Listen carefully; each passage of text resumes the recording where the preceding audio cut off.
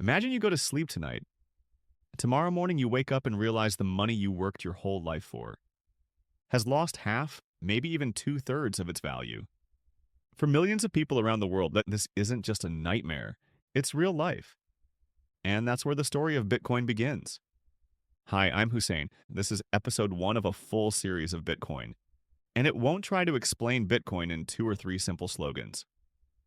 We're going step by step, like a real course, starting with the story of money, then moving into what Bitcoin is, how it works, and why it matters.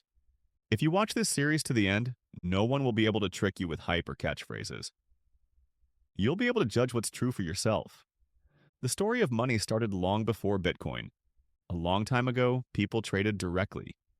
Wheat for salt, a sheep for clothing. But over time, they realized barter was inefficient and messy.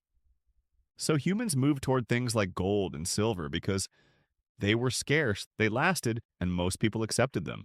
Gold and silver became the first serious forms of sound money. As trade grew, carrying gold became dangerous and impractical. Heavy, risky, easy to steal. That's where paper receipts came in. Instead of carrying the gold, you deposited it with a trusted institution, like a bank, and received a note that basically said, "This paper equals this much gold." Over time, those notes became paper money, and slowly people stopped trusting the gold itself and started trusting the system behind the paper. Today, most money in the world isn't backed by gold at all. It's called fiat money. Money that has value not because of what it is, but because governments declare it valid and people trust it. Central banks can create new money whenever they decide it's necessary.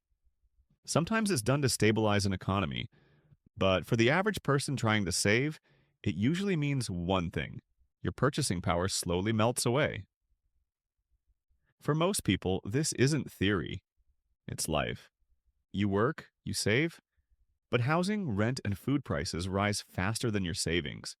And in some countries, it's far worse. Salaries stay the same. Prices rise every day. People watch their money lose value year after year.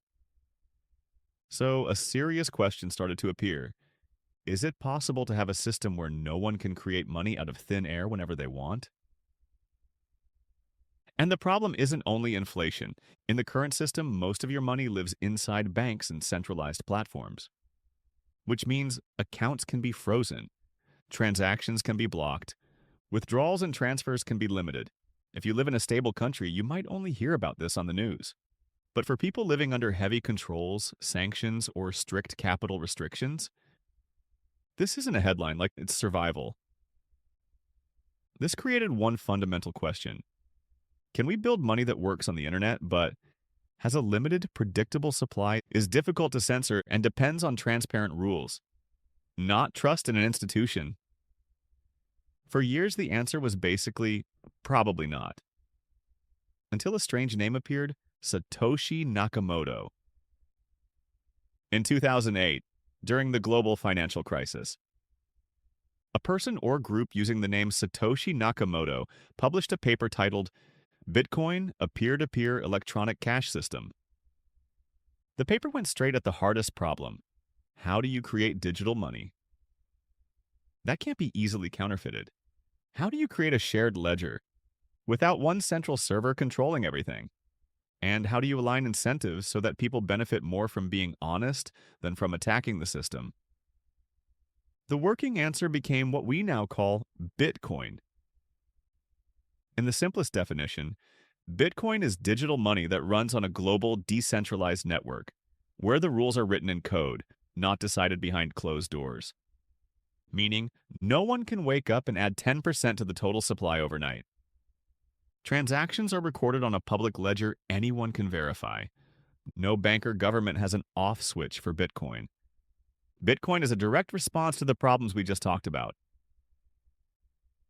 But if you think a few minutes is enough to fully understand Bitcoin, it's not. I don't want to crush everything into one video and leave you with a few buzzwords. To truly understand Bitcoin, we have to go step by step. 1. Understand money and its problems. This video. 2. Define Bitcoin clearly and its key properties. 3. Go under the hood. Transactions, blocks, mining, security. 4. then history, philosophy, economics, risks, and the future. Not 3 quick videos, a real learning path. So far, the story looks like this. Humans started with barter, moved to gold and silver, then to paper money and banking. And today we live with fiat money and money printing. For some people, the system works. For many others, it comes with inflation, censorship, and dependence on decisions made by a small number of institutions. Bitcoin was created as a serious alternative, fixed, predictable supply. Decentralized network. Public ledger. Control in the hands of whoever holds the private keys. This video had one job: to show why something like Bitcoin became necessary in the modern world. Because once you understand the why, the technical parts start to make sense. In the next episode, we'll focus on Bitcoin itself. What exactly is it? What makes it unique? And what separates it from traditional money, gold, and even other cryptocurrencies? From there, we'll unpack every layer, step by step. Until after a few episodes, you can honestly say, I understand Bitcoin, not just the name.